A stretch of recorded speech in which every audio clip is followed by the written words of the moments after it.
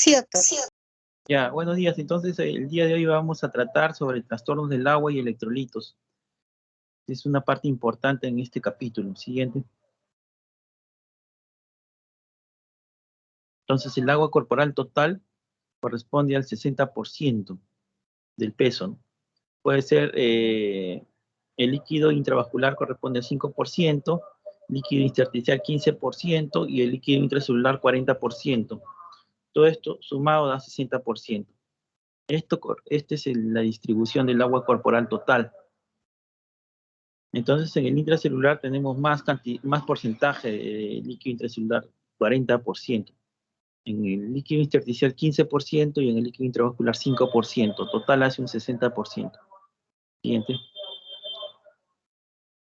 Esta agua corporal total va a variar según la edad. A menor edad, los recién nacidos, los niños, los neonatos, los lactantes tienen mayor porcentaje de agua corporal total. Lo que hemos presentado, esos porcentajes, corresponde a un adulto. Y en el anciano ya el agua corporal total disminuye. También en las mujeres, por la mayor proporción de tejido adiposo, también es menor el agua corporal total. Siguiente. Entonces acá tenemos el agua corporal total, 60% se constituye en el adulto, 50% en el anciano ya disminuye, y en el recién nacido puede llegar hasta 95%. Y también en la mujer también es menos el agua corporal total por la mayor proporción de tejido adiposo. Siguiente. Vemos ahí, miren el agua corporal total. Lo que nosotros manejamos, cifras son de adultos, ¿no? 60-65%. En el feto y en el recién nacido, miren cómo es mayor la cantidad de agua corporal total. ¿Ya? Y en el anciano disminuye el agua corporal total. ¿Para qué es esto? Importante este concepto, porque cuando nosotros, por ejemplo, los pediatras tienen que, a la hora de indicar su hidratación, tienen que calcular bien el agua corporal total que va a recibir el paciente, ¿no? Que puede ser un lactante, un neonato, un escolar, paciente escolar. Entonces, tienen que calcular bien la cantidad de líquido. Entonces, con esto ellos pueden determinar, en base a este concepto de la mayor proporción de agua corporal total, pueden ellos hidratar. Siguiente. Entonces, hay dos fuentes de agua corporal total. Una es la exógena, donde se ingieren líquidos, también que pueden estar como parte de alimentos, y representan 2.100 mililitros, o sea, 2.1 litro, ¿no? 2.100 mililitros al día de agua. Imagínense, es lo que debemos tomar de agua en una persona normal, ¿no? Y endógena se sintetiza a nivel del metabolismo celular un total de 2.300 mililitros al día. Esas son las dos fuentes de agua que tenemos, exógena y endógena, ¿no? Siguiente. Miren, los requerimientos diarios de agua corporal total, por ejemplo, si ustedes calculan 35 mililitros para un paciente que pesa 60 kilos, a ver, calculen 35 por 60, ¿cuánto es?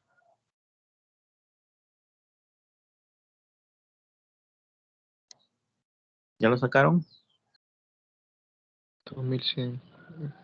Ya, entonces, ese es el requerimiento de agua corporal total de un adulto.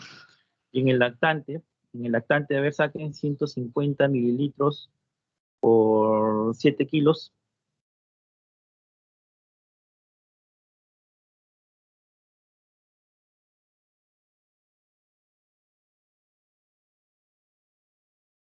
$10.050. ¿Cuánto? No escuché, disculpen. ¿Cuánto? 1050. 1050. Entonces, esos son los requerimientos de agua corporal total que requieren, pues, los pacientes, ¿no? Entonces, en base a esto se calculan, ¿ya? Para la hidratación más que todo. Siguiente. Para entender acá el agua y el sodio y el potasio están en un fenómeno de osmosis. Las variaciones están, las manifestaciones clínicas se basan en esto, en la osmosis. Ya ustedes ven dos recipientes de agua, uno de color azul, el otro de color morado. El recipiente de agua de color azul, ven unos puntos rojos que representan al sodio, que es el soluto, ¿ya? Se ve que menos soluto, menos puntos rojos en el recipiente azul, y en el recipiente morado, que también agua más sodio, ven más puntos rojos. Eso representa que hay más soluto, más sodio. Entonces el agua, el fenómeno de osmosis consiste en que el agua se desplaza del lugar donde hay menor concentración de soluto hacia el mayor concentración de soluto. Ese es el fenómeno de osmosis. Y este fenómeno de osmosis va a determinar las manifestaciones clínicas que se producen en el paciente cuando hay variación de agua, del sodio, básicamente. Siguiente.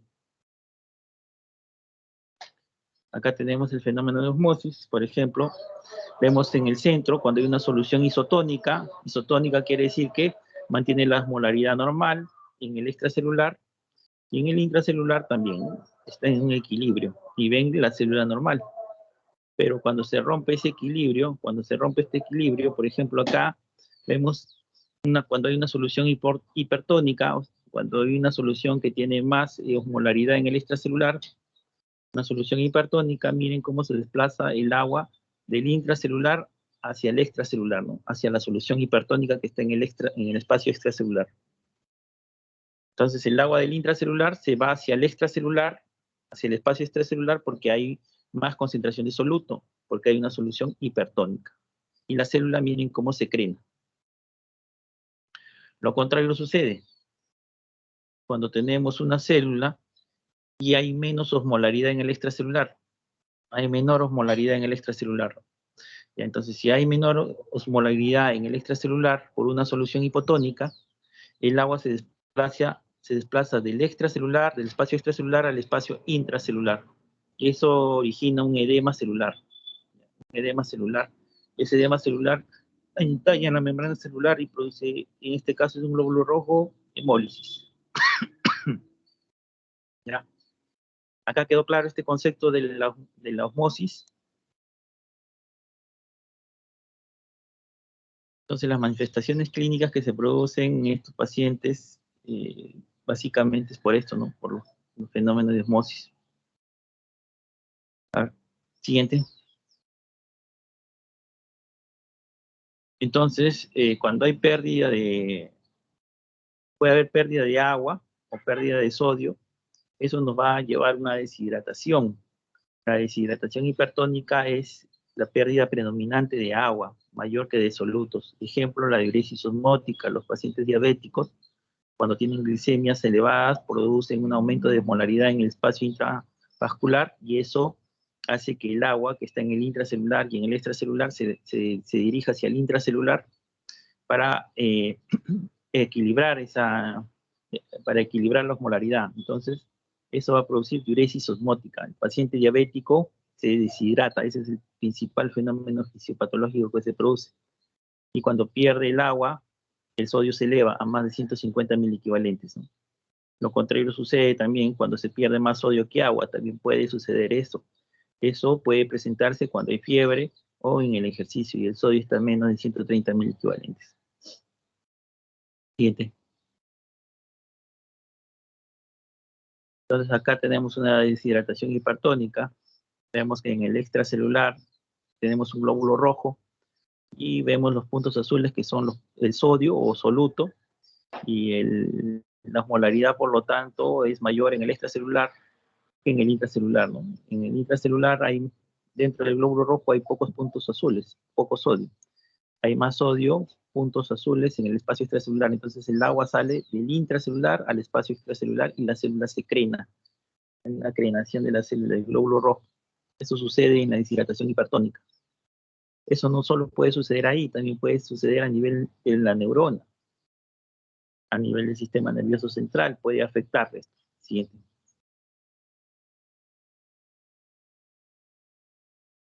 Miren la deshidratación hipertónica, entonces en pacientes y en niños, las manifestaciones, como les decía, son básicamente de la alteración del agua y del sodio a nivel neurológico.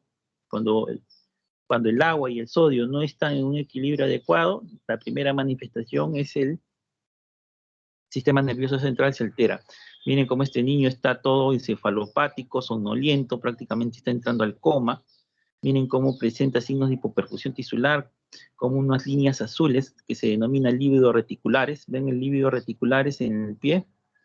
Eso se denomina lívidos reticulares, un color azulado, color ya típico de hipoperfusión tisular, y el trastorno del sensorio. Ven el trastorno del sensorio del niño. También puede producir hasta contracciones tipo tetania, ¿no? Ahí ven en la manito como el niño ve. Entonces, esto es la deshidratación hipertónica que más afecta a los pacientes pediátricos. A ellos más afecta esta deshidratación hipertónica. Siguiente. Son las causas de deshidratación hipertónica. Les había mencionado la diabetes, el coma hiperosmolar, la tirotoxicosis, diarreas acuosas, diuresis osmótica, etcétera, etcétera. Siguiente. Y acá viene lo contrario, la deshidratación hipotónica, donde ven más puntos azules en el intracelular, hay más soluto en el intracelular y menos soluto en el extracelular. Entonces el agua se desplaza del extracelular al intracelular y produce un edema celular. Siguiente. Ya estas son las causas: pérdidas gastrointestinales, vómitos, diarreas, grandes quemaduras, pancreatitis, peritonitis, cilio paralítico, uso de diuréticos, insuficiencia suprarrenal, enfermedad renal por pérdida de sal, acidosis tubular proximal. Estas son las causas de deshidratación hipotónica. Siguiente. Entonces el agua y el sodio están en un equilibrio. Cuando se rompe ese equilibrio, se presentan las manifestaciones neurológicas. Eso es lo que tiene que quedar claro en esta clase. Cuando se altera el agua y el sodio, lo primero que se altera es el sistema nervioso central. El paciente entra en una somnolencia, puede entrar en coma, puede convulsionar. Eso, cuando se presenta, se rompe este equilibrio. Acá vamos a hablar ya del sodio. El sodio es el catión extracelular más importante. Su valor normal en sangre es de 135 a 145 miliequivalentes por litro. Nosotros solicitamos un examen de sangre y nos tiene que salir el valor en este rango, 135 a 145 miliequivalentes, para considerarlo normal. 70% del sodio corporal total está en forma libre, 97% se presenta en el líquido extracelular, un 3% está en el líquido intracelular. Y es el electrolito que indica el volumen de agua corporal total. Está en equilibrio. Ustedes, en este caso, estamos en el capítulo de renal. El capítulo de renal nos va a indicar pues que hay un...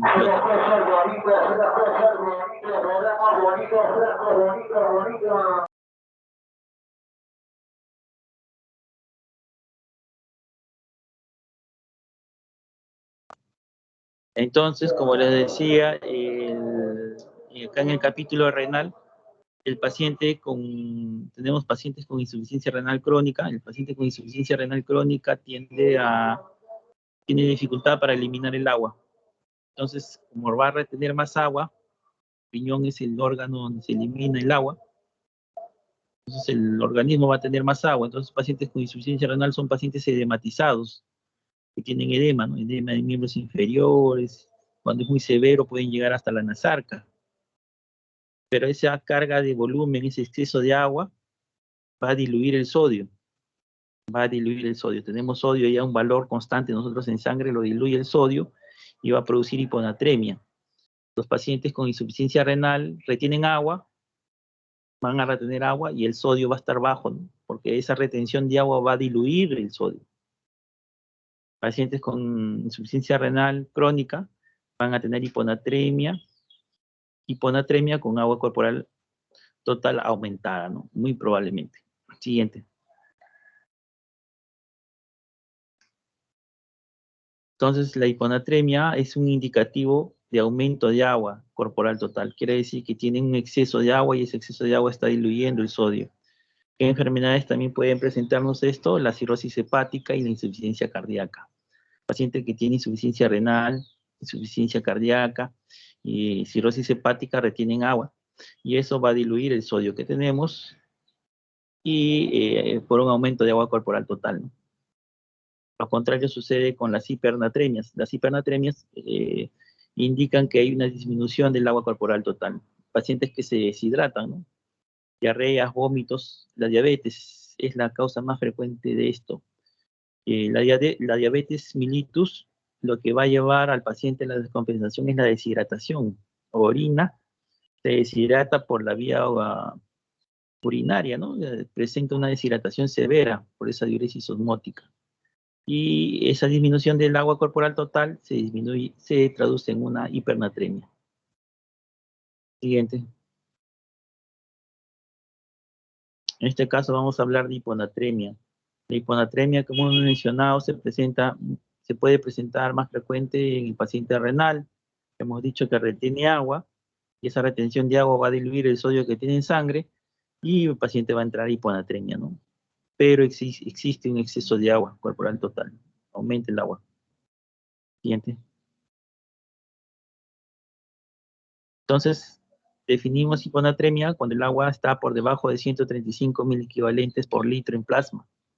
El valor del sodio, disculpen, el valor del sodio está por debajo de 135 mil equivalentes por litro.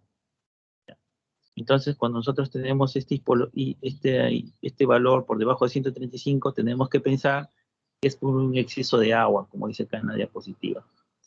¿Y qué produce este exceso de agua? Va a producir edema cerebral. Esto es lo que va, ¿por qué? Por el paso del agua al interior de las neuronas. ¿Han visto esos juegos, esas figuras que hemos visto de medio hipotónico, medio hipertónico? Como en el medio hipotónico se produce un edema celular. Entonces, ese edema celular se produce a nivel de las neuronas. Entonces, va a producir un edema cerebral. Y ese edema cerebral va a producir hipertensión intracraneal, hipertensión endocraniana. Eso va a llevar a una hernia del duncus, de las amígdalas cerebelosas, y constituye una emergencia, puede llegar a la muerte, ¿no? Al paro cardíaco, paro respiratorio. Paro respiratorio. Entonces, la hiponatremia tenemos que identificarla, tenemos que tener en cuenta que puede hacer este cambio, ¿no? Del edema cerebral y que si no lo tratamos a tiempo avanza, ocasiona hipertensión endocraniana, enclavamiento del uncus, amígdala cerebral, herniación del uncus y las amígdalas cerebelosas constituye un riesgo de hacer muerte, una muerte, ¿no? Siguiente. Entonces, también puede haber hiponatremias crónicas, pero esto es lo más, en el paciente renal sería una hiponatremia crónica. La hiponatremia crónica a veces es mejor tolerada, pero en ambas se produce un edema intracelular, ¿no? Bien.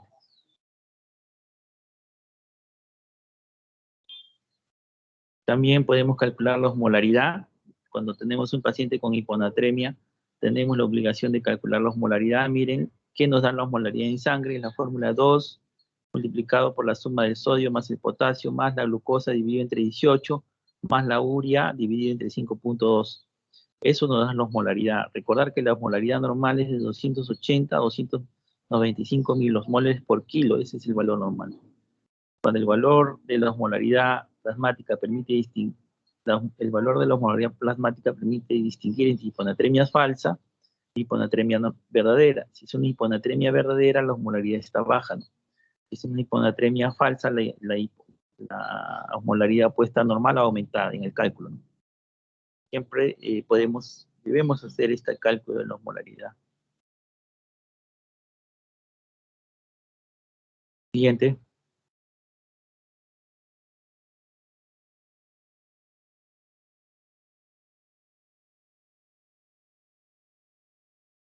Acá tenemos causas de hiponatremias falsas, como por ejemplo la hiperlipidemia, la hiperproteinemia, la hiponatremia por dilución, cuando se utiliza plasma, etcétera, etcétera. Siguiente.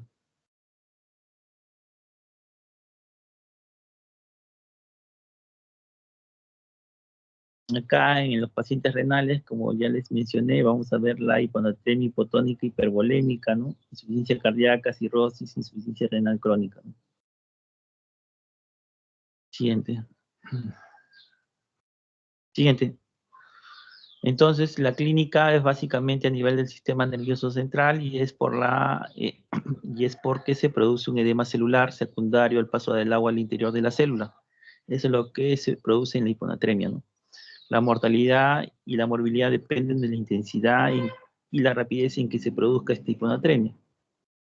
Los síntomas no suelen aparecer hasta que el sodio desciende por debajo de 125 mil equivalentes por litro. 125 mil equivalentes por litro. Cuando tiene menos de 125 mil equivalentes por litro, puede tener el paciente anorexia, náuseas, malestar general, calambres. Si está entre 120 y 110, cefalea, letargia, confusión, agitación o nivulación. Si tiene menos de 110 mil equivalentes por litro, convulsiones, coma, herniación cerebral, ¿no? Herniación del uncus y paro respiratorio. Ahora, cuando nosotros tratamos estos pacientes con hiponatremias, tenemos que aumentar el tratamiento, administrar una solución hipertónica y monitorizar cada 4 horas como mínimo la toma de la muestra de sangre para ver el sodio. Se dice que si yo tengo un paciente en 110, como estamos viendo acá en el ejemplo, que está en coma el paciente, debemos aumentar 10 mil equivalentes, o sea, en 24 horas debemos llevarlo a 120 mil equivalentes. No podemos aumentar más, si no se produce un daño neuronal permanente y eso deja al paciente en muerte, ¿no? En estado de muerte cerebral, vegetativo, ¿no? Las palabras para que me entiendan. Entonces solo debemos aumentar 10 mil equivalentes cuando tratamos a estos pacientes. Siguiente. En 24 horas.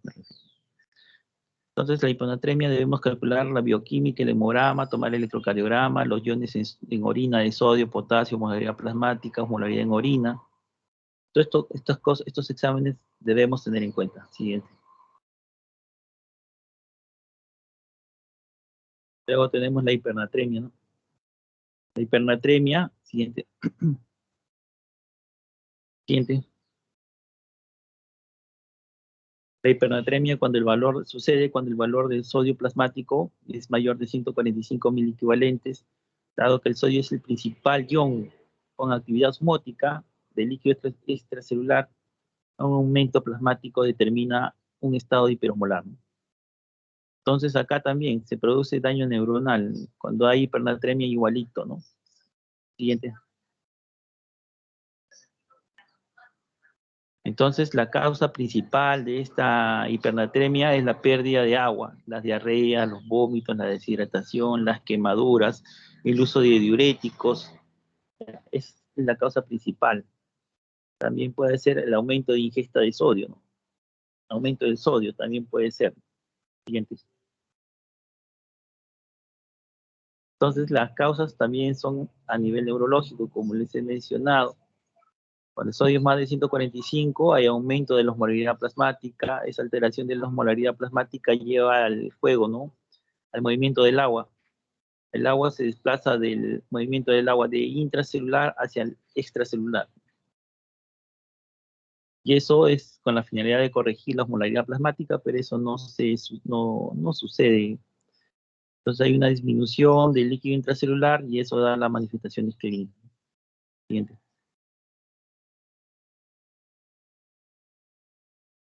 La primera manifestación clínica de la hipernatremia es la SEC. Paciente que tiene hipernatremia, ustedes han visto, los diabéticos dicen que tienen una triada que es la polidixia, la polifagia y la poliuria. La polidixia es que el paciente tiene sed. El paciente diabético tiene sed, te dice, tengo mucha sed, doctor. Tiene mucha sed. Polifagia, que le da ganas de ingerir alimentos acá, en cada momento, cada rato.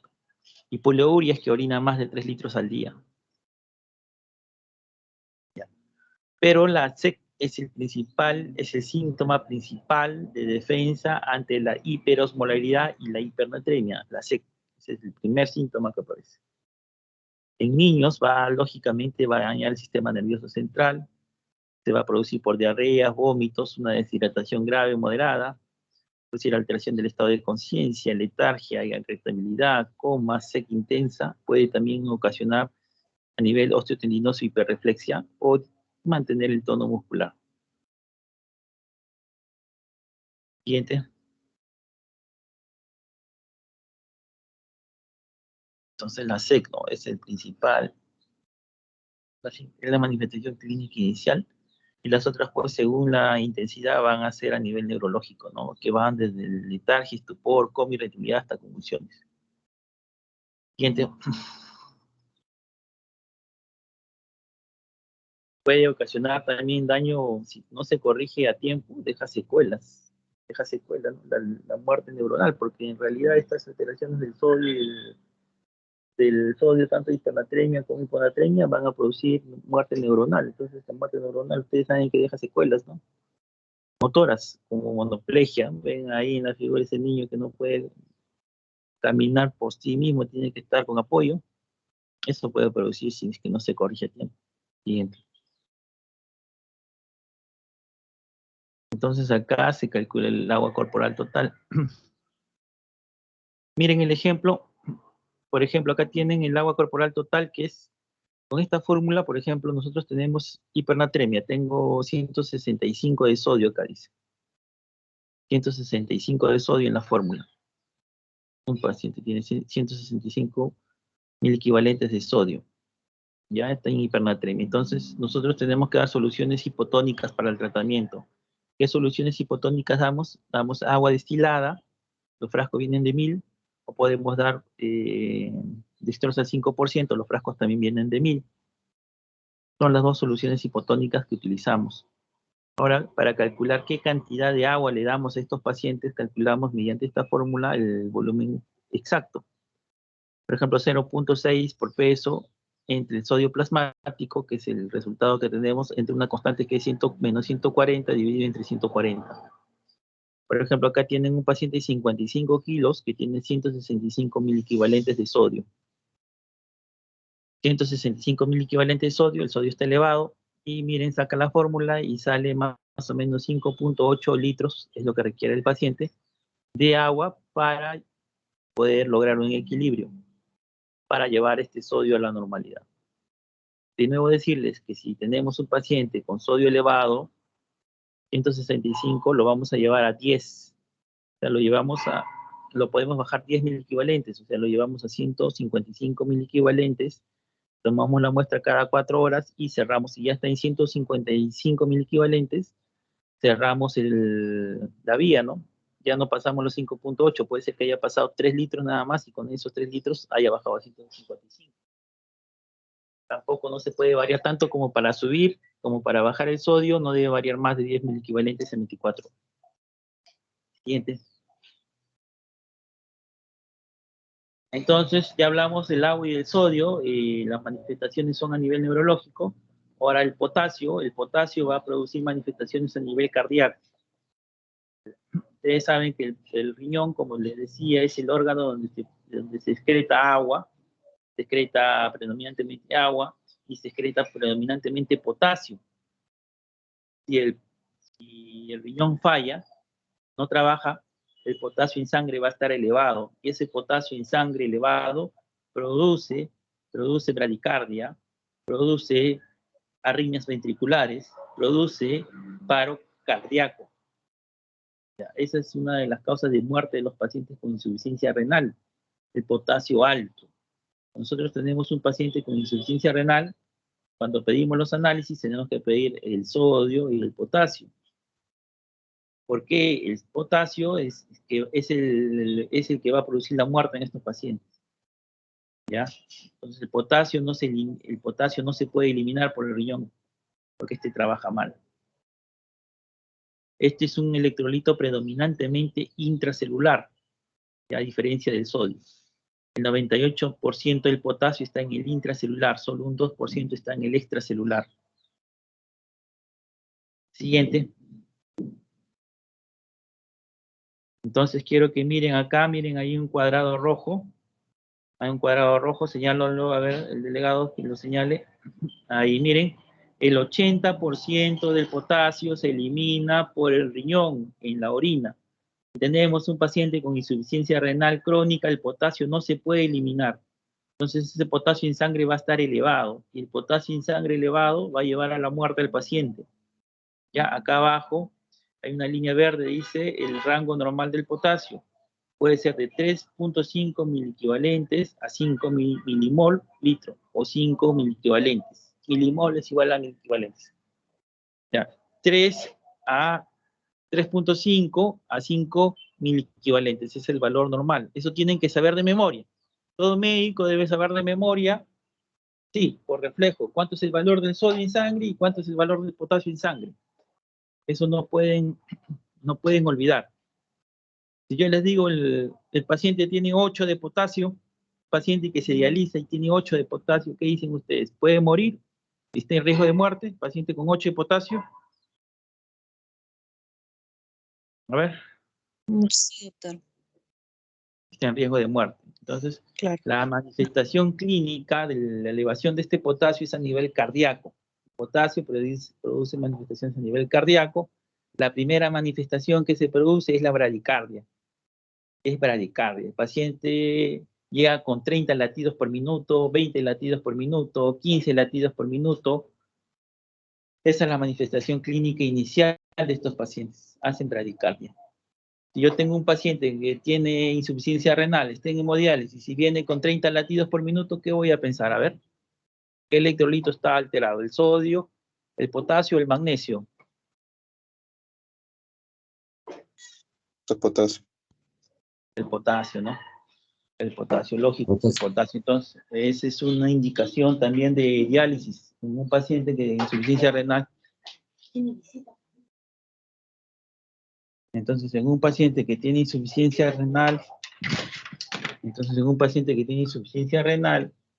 que está con potasio alto, ya es una indicación de diálisis. No podemos esperar, tenemos que hospitalizar a ese paciente. Avanzamos entonces.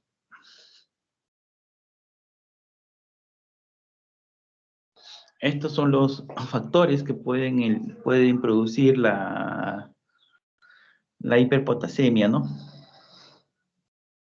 Hay medicamentos, por ejemplo, cuando tenemos estos casos del paciente que tiene insuficiencia renal, que tiene potasio elevado, que tiene bradicardia, ya sabemos que el potasio está elevado. El antídoto en estos casos, el antídoto es el gluconato de calcio, ¿no? El gluconato de calcio, que es una ampolla, también damos y puede revertir los efectos tóxicos de la hiperpotasemia. Pero eso lo hace en una manera temporal, no definitiva. El único tratamiento definitivo para la hipercalemia es la hemodiálisis. Hay que dializarlo al paciente.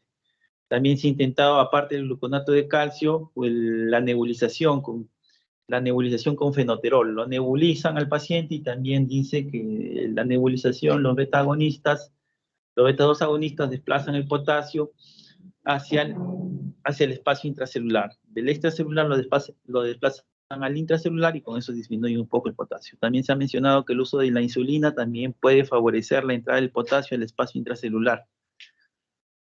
La aldosterona también y la alcalosis metabólica. Usamos bicarbonato. El bicarbonato también puede desplazar el potasio al intracelular. ¿Ya? Siguiente.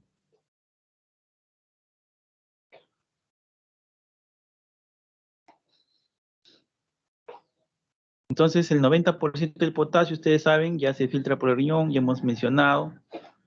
Si falla el riñón, el paciente va a retener potasio. Siguiente. Ahora vamos a hablar de la hipopotasemia. La hipopotasemia ya es lo contrario, cuando el potasio está en una concentración menor a 3.5 mil equivalentes. Puede ser por 3 mecanismos: pérdidas extrarrenales, renales y distributivas. ¿Ya? Lo más frecuente es que esta hipopotasemia sea por deshidratación. Cuando un paciente viene por diarrea, entonces lo que se pierde aparte del agua es el potasio. O pacientes que tienen diuresis osmótica, los diabéticos pierden agua, pero también pierden potasio. Los pacientes que usan diuréticos tipo furosemida también tienden a hacer hipopotasemia. Siguiente. Entonces tenemos una clasificación de la hipopotasemia leve, menor de entre 3.5 y 3.1 mil equivalentes por litro, moderada de 3 a 2.5 mil equivalentes por litro, severa cuando es menos de 2.5 mil equivalentes por litro. Siguiente.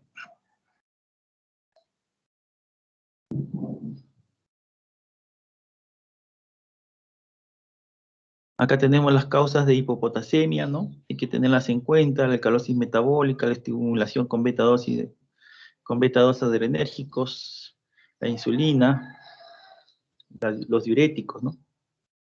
Tipo furosemida, las diarreas, uso de laxantes, fístulas, ¿ya? Ahora, la hipopotasemia va a producir manifestaciones clínicas a nivel muscular. A nivel muscular va a producir una parálisis muscular flácida. Una vez tuve un paciente que llegó a emergencia porque había tomado un fin de semana abundante cerveza por su cumpleaños.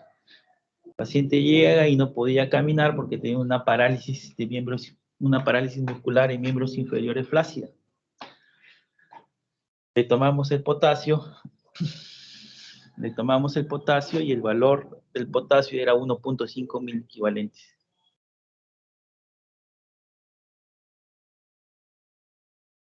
Era 1.5 miliequivalentes. El valor del potasio era 1.5 miliequivalentes. Estaba bien disminuido el valor del potasio. El valor del potasio estaba disminuido, menos de 1.5.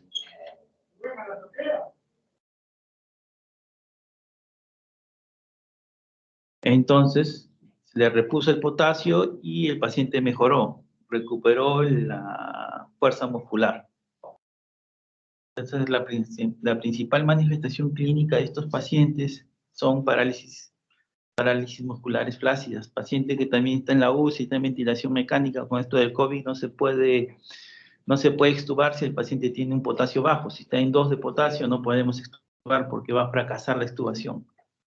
Para eso nos sirve el potasio, ¿no? Para mantener el tono muscular, la contracción muscular. A eso vamos. Siguiente. Hay fármacos que pueden producir hipopotasemia, como ya les mencioné, los diuréticos como la furosemida, ¿no? La hidroclorotiazida también puede producir hipopotasemia. Siguiente.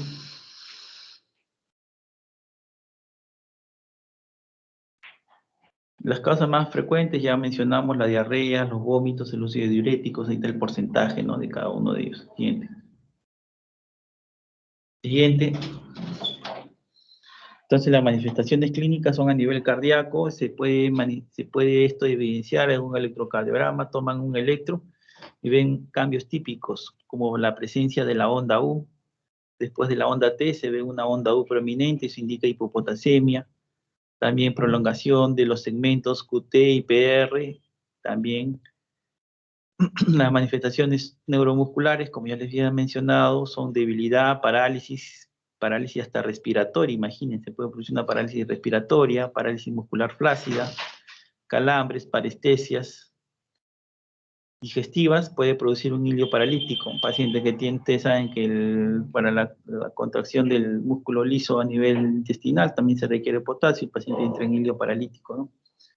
Estas son las manifestaciones clínicas principales de la hipopotasemia. Siguiente. Por ejemplo, acá tenemos un electrocardiograma. Vemos la onda U en el electrocardiograma de abajo, en el inferior. Después señálalo en el B4, en el segundo latido. Ahí está en ese. Miren, ahí lo que está señalando la doctora es la T. Ahí está terminando la T. Más adelantito esa onda es la T, ¿no? La T, ¿no? Esa es la T. Esa es la T. Y la que sigue es la U. Más adelante, doctora, más adelante. Esa es la P, onda P. La que está adelante. No, más a la izquierda, Esa es la onda T. Esa es la onda T. La que sigue, para la derecha ahora. Para la derecha. Esa es la onda T, ya. La onda que sigue, a ver. Avance. Esa es la onda U. Esa es la onda U. Esa es la onda U, ¿ya? Esa es la onda U. Y la que sigue es la onda P, ¿no? Inicia pues el complejo QRS. Esa es la onda P. Entonces, en el electrocardiograma vemos la presencia de onda U y ya nos está indicando en una hipopotasemia ya. En el de arriba también se ve la onda U, más prominente, miren, en el B2, señálalo, a ver. En el B2, miren al de adelante, a ver, señale la onda de adelante. La onda de adelante, esa es la onda, ese es el QRS, esa es la onda U, la que está señalando ahorita. Y la que está adelante es la onda T. Esa es la onda T. Esa es la T y la que sigue es la U. Entonces, en la presencia de hipopotasemia hay en el electrocardiograma la presencia de onda U, ¿ya? Siguiente.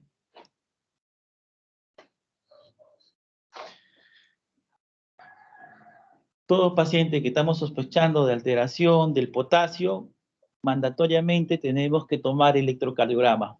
A todo paciente. Tiene nuestro paciente sospechamos en hipopotasemia, tomamos nuestro electrocardiograma. Tiene el paciente sospechamos en hiperpotasemia, también tomamos nuestro electrocardiograma. Es mandatorio hacer cuando sospechamos de alteración del potasio. Siguiente.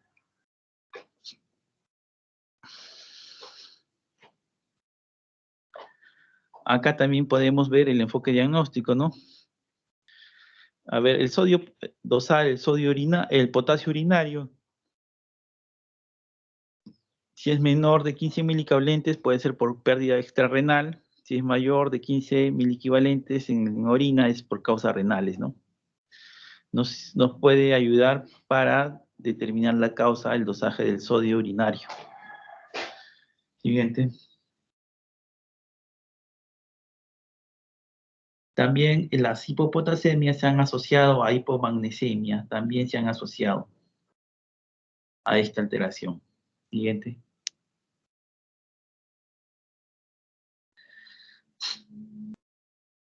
Y la hiperpotasemia ya hemos dicho que es cuando el valor está por encima de 5 puntos miliequivalentes, se presenta en pacientes que tienen ya enfermedad renal crónica avanzada, ya en estadios 4 o 5. Y si está elevado, ya hemos mencionado que requieren diálisis, ¿no? También pueden ser por fármacos, por hipoaldosteronismo e insuficiencia renal, pues en ancianos, ¿no? Es lo que ya hemos mencionado. Siguiente.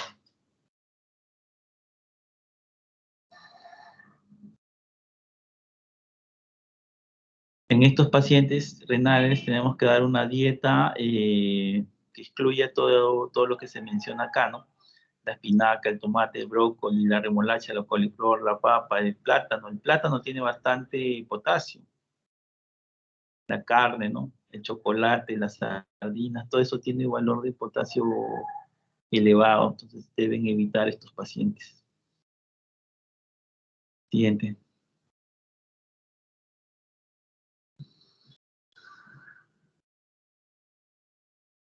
Las hiperpotasemias, ¿no?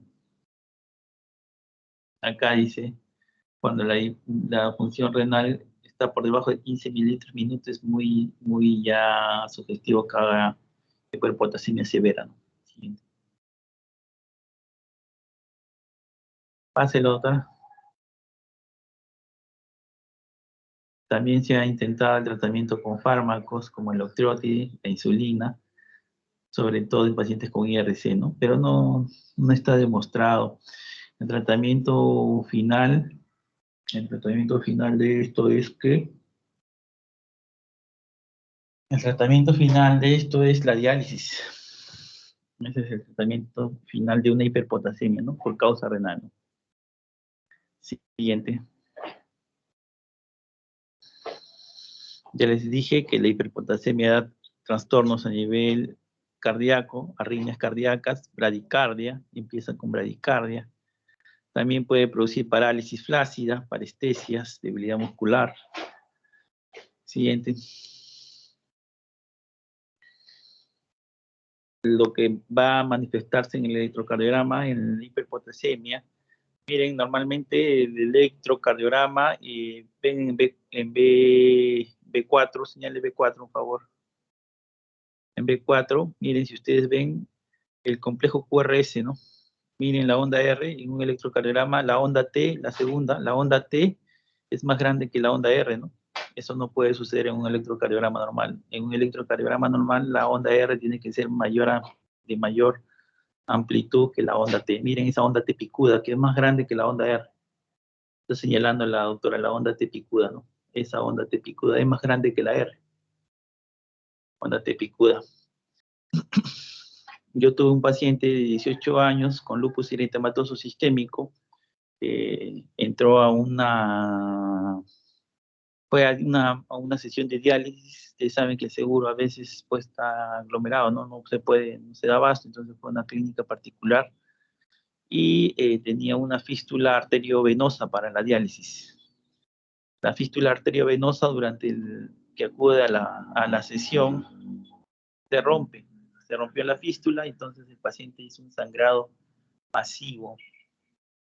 Entonces llega a emergencia y le pasan al paciente 4 litros, 4 paquetes globulares.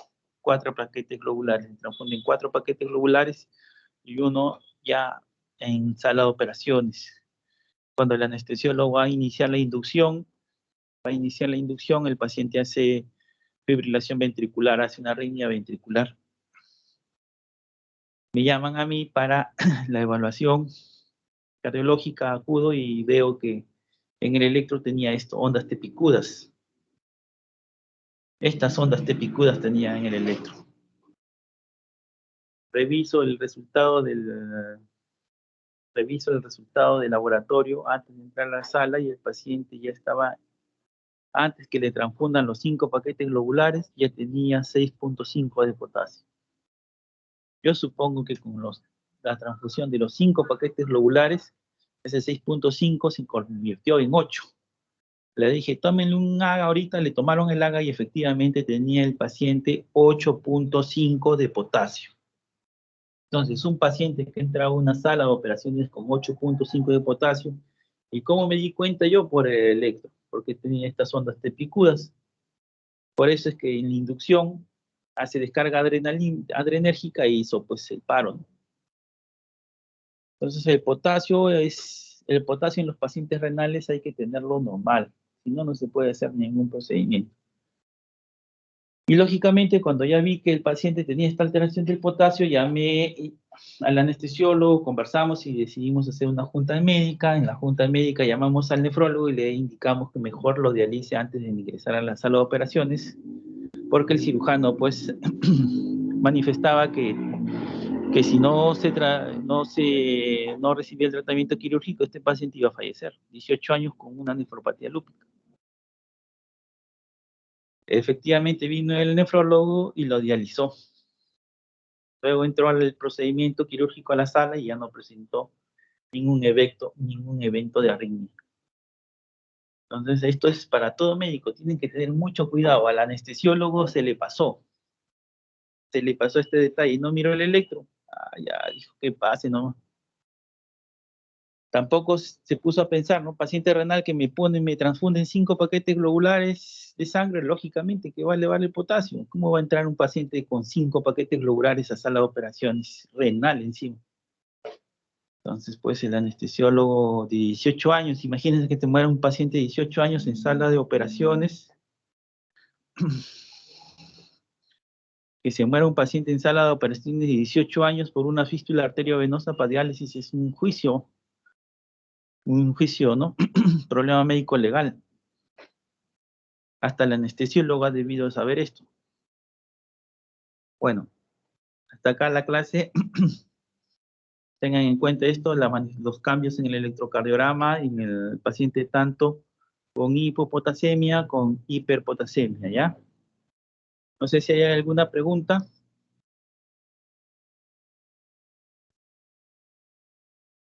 ¿Alguna pregunta? Doctor, una pregunta. Me acuerdo haber leído de hiponatremia e hipernatremia por deshidratación, pero también por sobrehidratación. Hiponatremia. Hipernatremia por sobrehidratación. Recuerdo haber leído, pero no. Hipernatremia, claro, puede suceder si utiliza una solución hipertónica, puede suceder. Antes se utilizaba bastante el manitol. No sé si hasta ahora los neurocirujanos, los neurólogos utilizan el manitol. El manitol es un medio hipertónico. Sí puede producir hipernatremia, ¿no? Y aparte que también produce diuresis osmótica. hay fluidos pues que sí pueden producir hipernatremia, ¿no? Pero lo que más es hiponatremia, por ejemplo, y lo que yo he visto, paciente de 80 años se hospitaliza el paciente de 80 años por una cirugía por obstrucción intestinal, por vesículas, pasan los cirujanos con el interno. Ya no le des que comer al paciente, dicen. El paciente no come, ya, y porque no come, pues ponle una destroza. Destroza, 2 litros al día de destroza para el paciente de 80 años, con su sodio y su hipersodio. Su hipersodio y su calium, mire. 2 hipersodios y un calium. ¿Cuál es su destroza? 2 hipersodios y un calium, 2 litros al día. Pasa una semana, no lo operan al paciente. 5 días, llaman al 5.º día del uso de destroza al 5% con el hipersodio y el calium. 5 días, con 2 litros al día de fluidos. El paciente empieza a tener trastorno del sensorio. El paciente está con trastorno del sensorio, ya el abuelito ya que entró caminando, entró conversando, desorientado, somnoliento, ya no responde al llamado, nada. Dosaje de sodio, 120. ¿Qué pasó? ¿Por qué creen que está en 120 el sodio?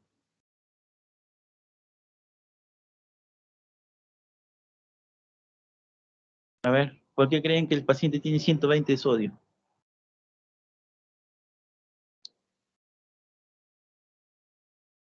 A ver, doctores. Por el calium que se le administró, me parece que se le administró eso. No, es por el exceso de agua, pues. Imagínate que un paciente de 80 años le pasen destroza al 5%, 2 litros por día, 5 días, esperando una cirugía. Yo les he dicho que la destroza al 5% del agua destilada son soluciones hipotónicas, van a disminuir el sodio en sangre.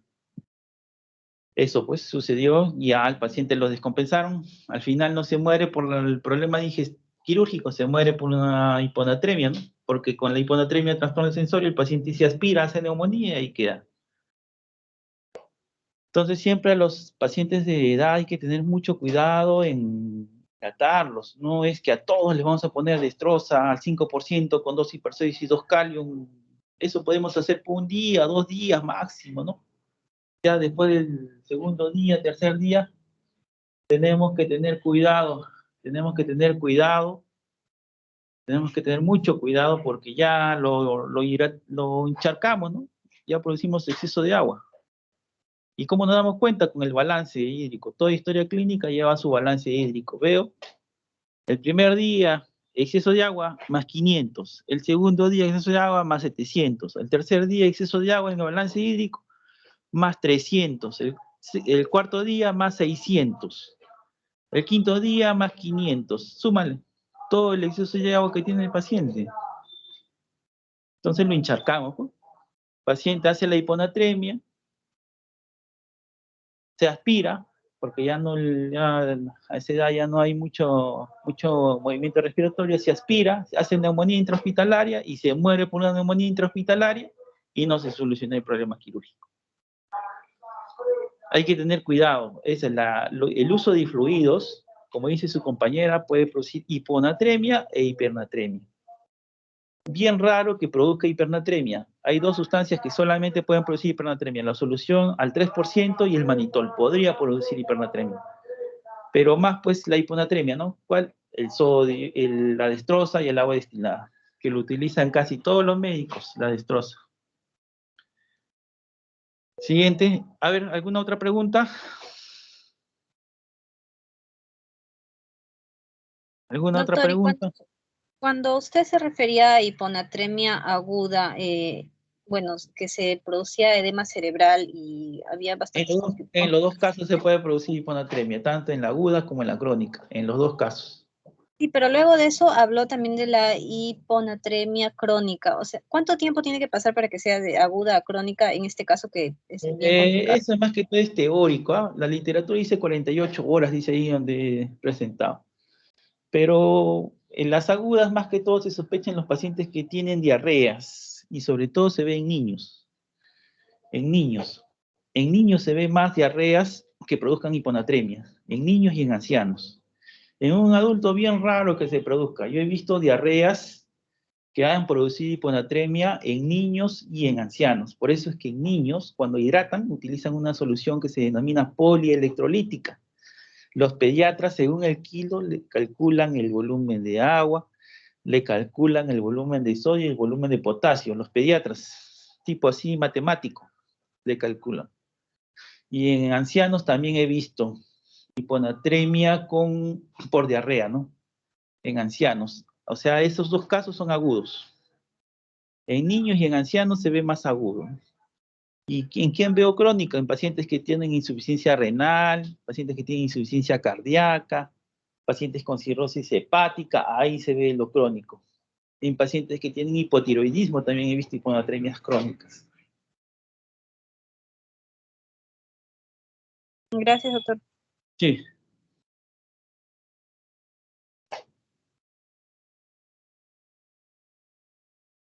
Otra pregunta más. No se olviden, el sodio produce manifestaciones clínicas a nivel cerebral. El potasio produce manifestaciones clínicas a nivel cardíaco. La alteración del sodio y del potasio producen sodio a nivel cerebral, potasio a nivel cardíaco. Eso tiene que quedar claro.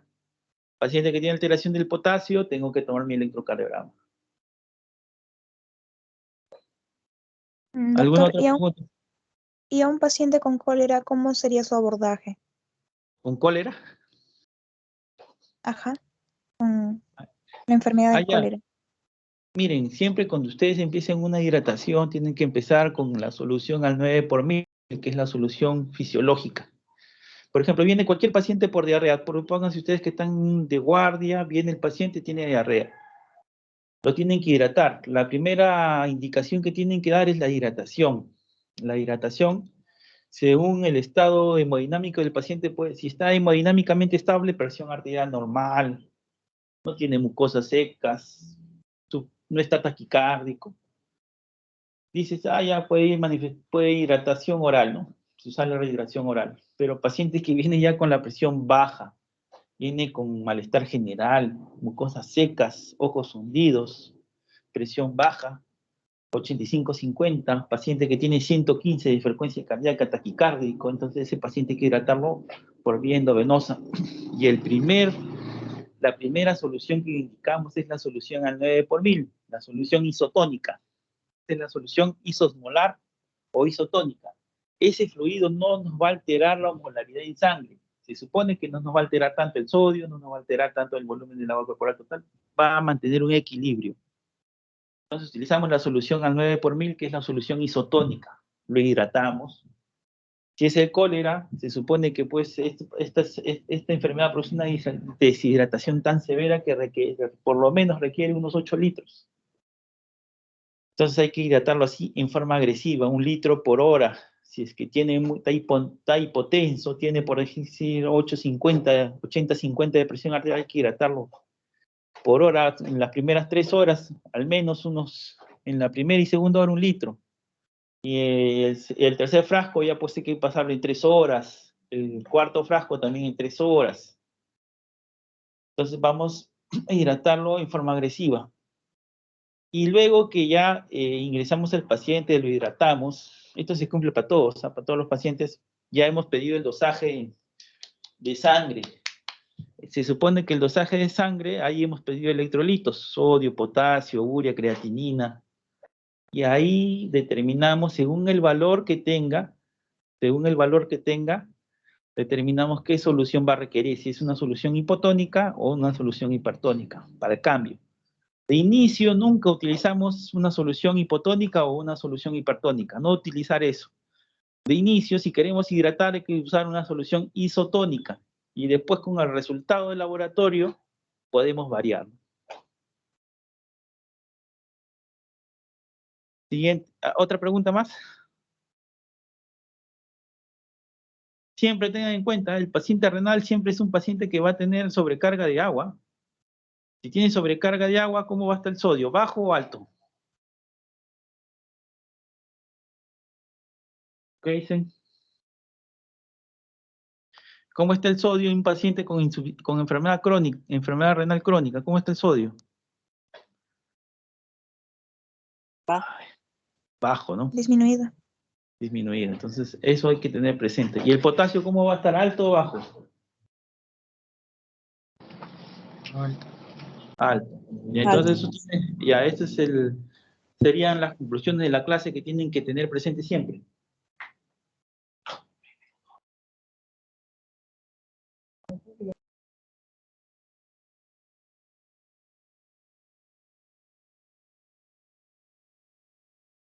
Ya, entonces, ¿alguna otra pregunta?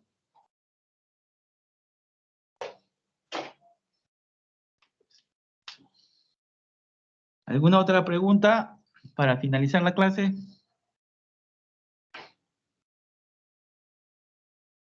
Parece que ya no hay más preguntas, doctor. Ya, muy bien, gracias. Hasta luego.